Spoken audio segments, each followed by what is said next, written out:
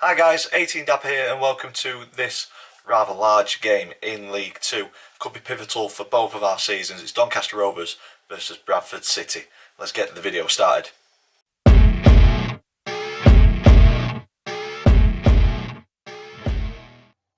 So guys, welcome to this match preview, Doncaster Rovers versus Bradford City in League 2. As I said in the intro, pivotal game I think for both teams, both fighting for the playoffs, and I think it's who blinks first wins this one. If you're an existing subscriber, thank you so much for the support. We're on the road to 3,000 subs, so thank you. Once again, never expected to be anywhere near that, so keep banging that like button and supporting the channel. It is greatly appreciated. If this video has brought you to the channel, please consider clicking subscribe so you don't miss any future content, and let's get to that 3,000 subs. If you are new to the channel, this is a format that we go through match previews. We'll look at previous meetings between the two clubs, current form. I choose a Doncaster Rovers player just to say a few words about. I also give my opinion on the one to watch for Bradford, but as I always say, you know your club much better than what I do, so please in the comments down below let me know if there's anybody else we should be watching out for in tomorrow's fixture. And then we've got 3 predictions to finish the video off: predicted team lineup thanks to FanHub, predictions league table that me and the family do, and then the all important score prediction to finish the video off. So without further ado, let's get into previous meetings.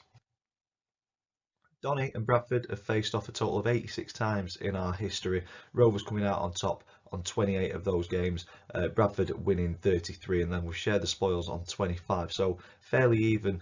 Bradford just edging it with the 33 wins compared to our 28. But when we look at our more recent 5 fixtures, we go back to 2018 where it was a 2-0 home win, and then the 18-19 season in League 1 it was a double for Donny with a 2-1 win and then a 1-0 win away from home. And then we jumped to 2020 in the League Trophy, and that was a 0-0 draw at the Keepmoat Stadium. And then the first game of this season, Rovers came away from Valley Parade with that big 0-0 win. By the way, I'm joking about that. Obviously, it was a 0-0 draw, but it felt like a win because we were under a lot of pressure in that game, down to 10 men. Not the greatest of games, really, but we did the job, and hopefully we can do a better job tomorrow. So, yeah, more recent history of the 5, Rovers on top with the 3 wins and 2 draws, but anybody's game in tomorrow's, I think. On to current form, Rovers bit hit and miss, inconsistent. A defeat, 3 wins, looked really positive throughout those 3 wins, and then a defeat last time out down at Sutton. It'd been nice to come into this one on the back of 4 straight wins, big boost in confidence. Bradford on the other hand, 2 draws, 2 wins, and then a defeat in their last game. So yeah, like I say, inconsistency is the key for both Doncaster and Bradford, so it's a tough one to call tomorrow. As I said, disappointing not to continue our good run of form at Sutton last Saturday, but I think we had chances at key points in the game, and there were good opportunities spurned. So I think it was pretty inevitable what was going to happen when George Miller misses his chance from a couple of yards out. Fantastic block by the defender, but we're not going to win every game. What I'm seeing is progress, and I think it's certainly there. There's still a long way to go for us to build a squad that's capable of playing the style that Danny Schofield's wanting to play at this level. I think it's tough. I think you need a plan B. You need to have a couple of players in there who can get stuck in, get battling, and sometimes step away from that football, nice, neat passing football at League 2 level. I think if it's not quite working, you need to have that option of big boot and getting into a battle, and I think tomorrow's game could be a bit of a battle. Looking forward to it for sure. I think, as I said at the start of the video, huge game for both teams this one. I think it'll either keep us in the hunt or it'll take us out of the question, depending on the result tomorrow. If a win, we leapfrog Bradford. A defeat, we become 5 points adrift of them come the final whistle. So yeah, big game, lots riding on it. I think it's whoever wants it most in this one, because looking at Bradford, they're just as inconsistent as Donny across the season, but they just seem a bit harder to beat than what we are. Managing 9 draws to Donny's 4. Defeat to Barrow last time out for Bradford. They want to bounce back decisively in front of 4,000 travelling fans.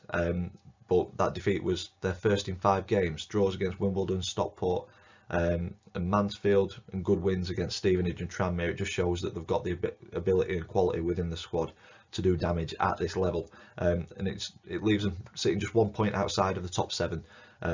2 games in hand over Salford as well, so positioned really well, Bradford, and they'll be looking at that top 7 for sure.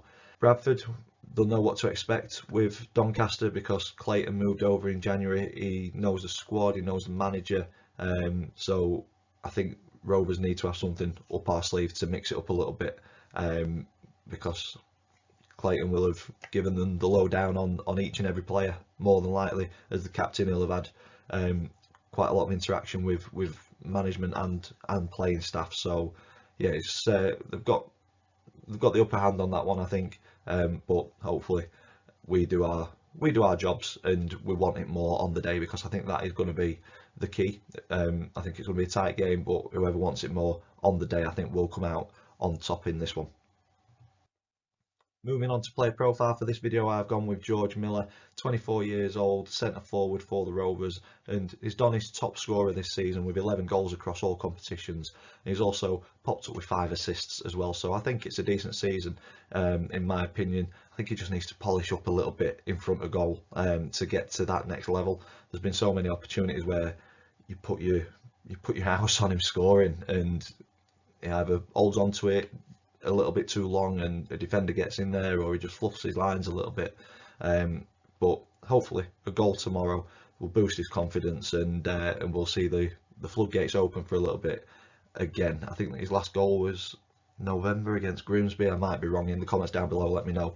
But yeah, I think he's just gone through a little bit of a dry spell, and personally I think Schofield's right in trusting George and giving him those opportunities to get that goal, because I think his work rate is fantastic.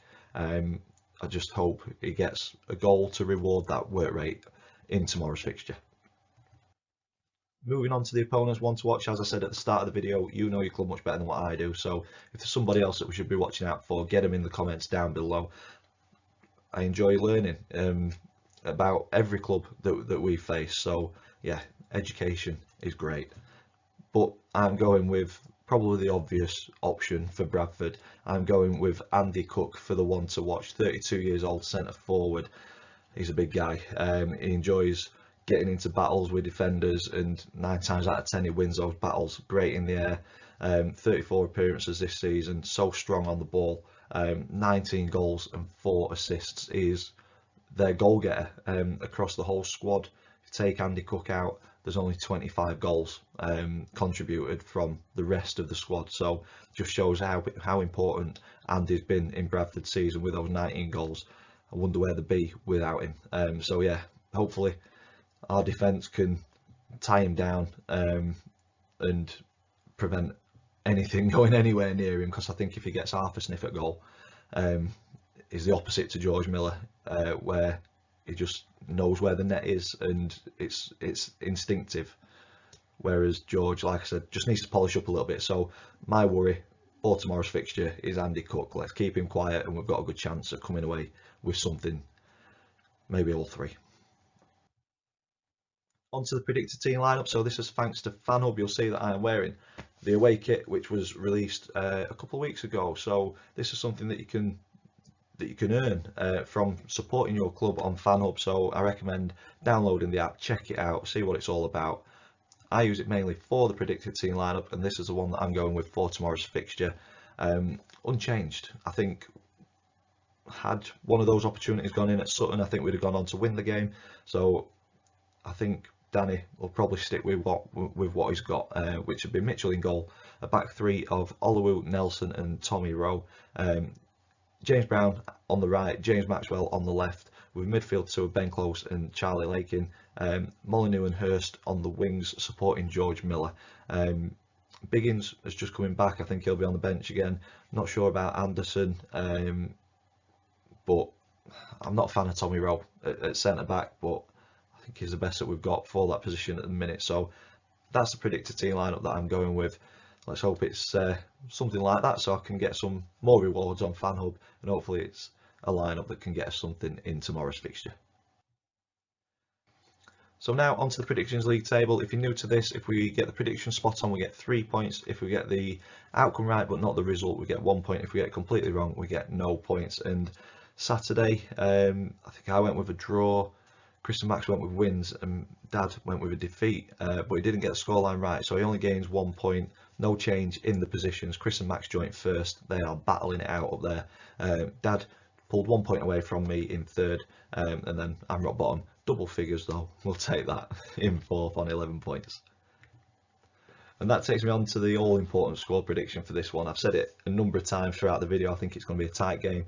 I think it's going to be decided on who wants it most on the day. I think both teams have got quality within their squads. We've shown that through winning 3 on the bounce. Bradford coming into this one on decent form. Both lost our last game, but I think both teams know the importance of the result, and I think it's going to be a close encounter, and it's all about that drive, desire, determination to get the 3 points. Hopefully Rovers have got that drive, desire and determination. I think it's going to be tough with Bradford fetching so many fans, and credit to you for filling that away, and it should be a fantastic atmosphere. But yeah, I think it's going to be a very tight game, but I'm going to trust the lads. I'm going to say we're going to edge it 2-1. So hope I'm right with that one. But yeah, that's where I'm going to leave this preview. I hope you've enjoyed it. If you have, please smash that like button. Comments in the section down below. I will be doing fans' thoughts before the match day vlog tomorrow, so if you see me around the away end, please come to me, have a chat. More than happy for you to be on the vlog. If you're not subscribed yet, please click that subscribe button so you don't miss any future content. And all that's left for me to say is thank you for watching, and I will see you in the next one.